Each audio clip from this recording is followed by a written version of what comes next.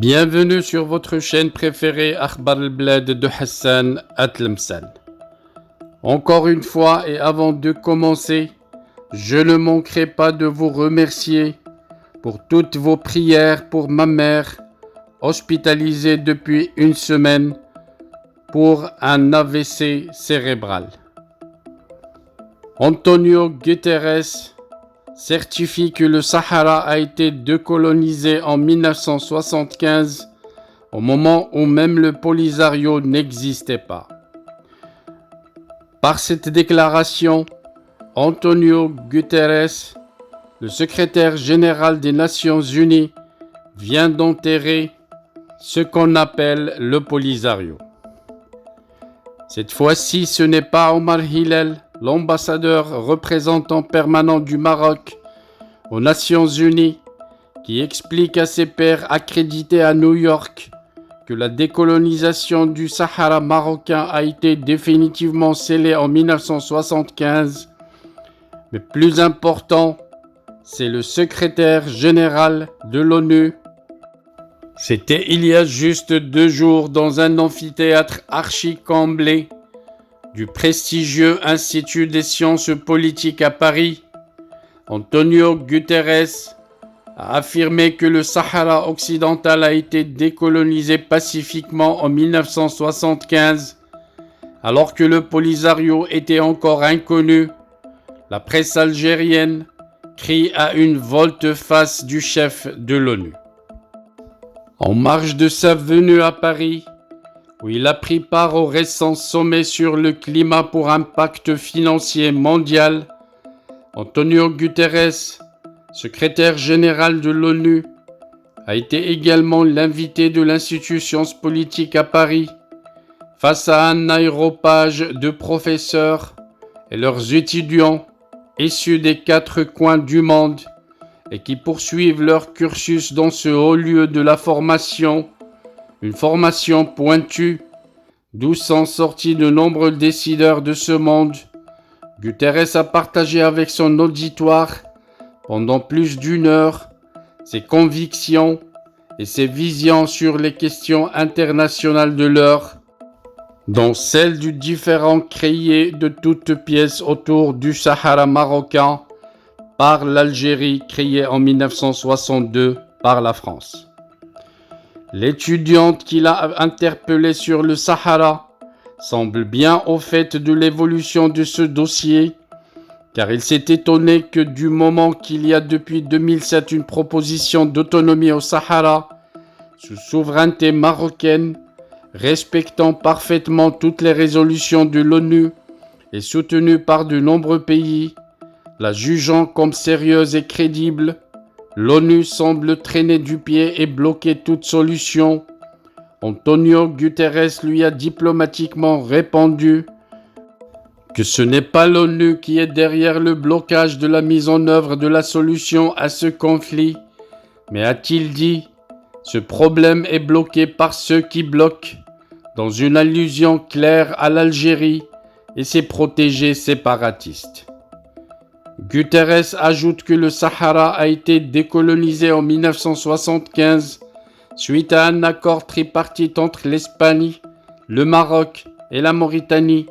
Ce n'est en effet qu'après cette décolonisation que le Polisario a été sorti de nulle part par l'Algérie de Houari Boumedienne et la Libye de Muammar Kadhafi, en affirmant qu'au moment de quitter le Sahara Atlantique, l'Espagne avait laissé le dossier entre les mains du Maroc et de la Mauritanie.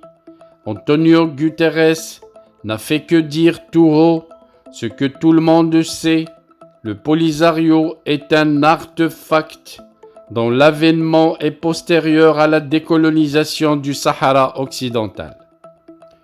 Le secrétaire général de l'ONU et son interlocutrice de Sciences Po de Paris semblent s'accorder sur le topo actuel du dossier.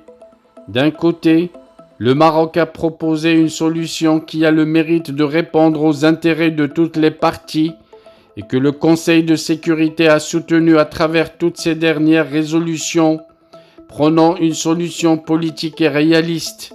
De l'autre, l'Algérie et le Polisario s'en tiennent à un référendum d'autodétermination que l'ONU a essayé un moment de mettre en pratique avant de l'abandonner définitivement en reconnaissant qu'il est irréalisable.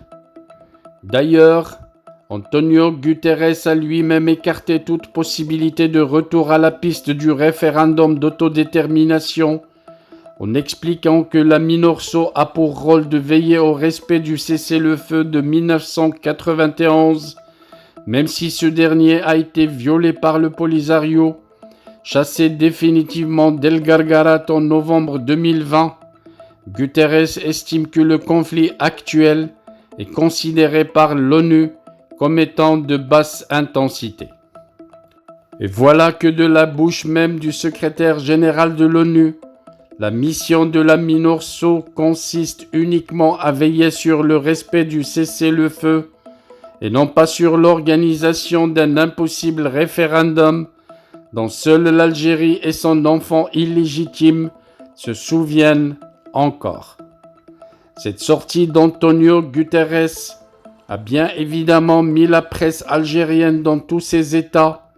Le secrétaire général des Nations Unies, le Portugais Antonio Guterres, maîtrise-t-il le dossier de la décolonisation du Sahara occidental ou bien a-t-il rejoint la thèse de l'occupant marocain, a cru s'interroger un site algérien, aigri de ne pas avoir entendu le secrétaire général de l'ONU faire la moindre référence au slogan creux de la propagande algérienne habituelle, figé depuis 1975, voire bien avant.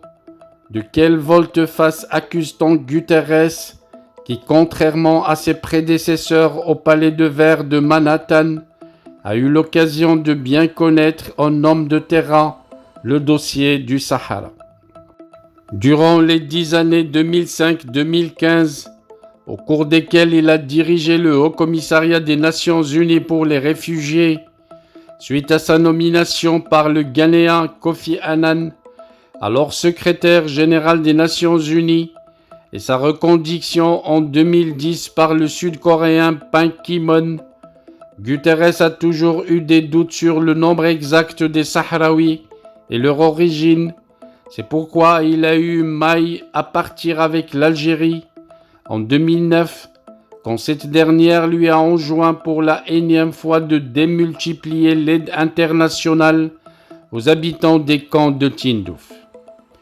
Une aide qui va bien évidemment être détournée et servir de fonds de commerce aux dirigeants séparatistes et aux généraux algériens. Guterres a tenté par tous les moyens, mais en vain, de convaincre les Algériens de procéder d'abord à un recensement des habitants des camps de Tindouf en vue de permettre au HCR d'y mener ses interventions avec efficacité.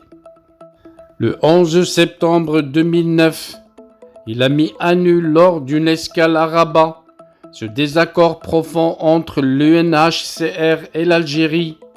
Nous avons reçu de l'Algérie une indication selon laquelle l'aide humanitaire onusienne n'est pas suffisante et nous avons dit qu'il fallait faire un recensement. L'Algérie n'a pas accepté et nous n'avons pas changé nos estimations, a affirmé Guterres. En effet, le HCR sous Guterres avait estimé que les Sahraouis de Tindouf sont très en deçà de 165 000 personnes, chiffre avancé par l'Algérie. Ce constant refus algérien d'accepter un recensement des Sahraouis des camps de Tindouf continue jusqu'au jour d'aujourd'hui en dépit des pressants rappels du Conseil de sécurité.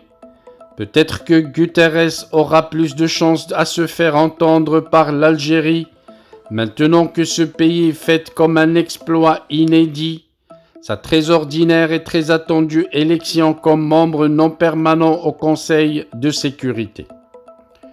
Le régime algérien claironne qu'il va tout mettre en œuvre pour étayer la paix dans le monde et aider le secrétaire général de l'ONU dans ses missions. Il devrait commencer par autoriser le recensement des réfugiés des camps de Tindouf, dont il fait un fonds de commerce.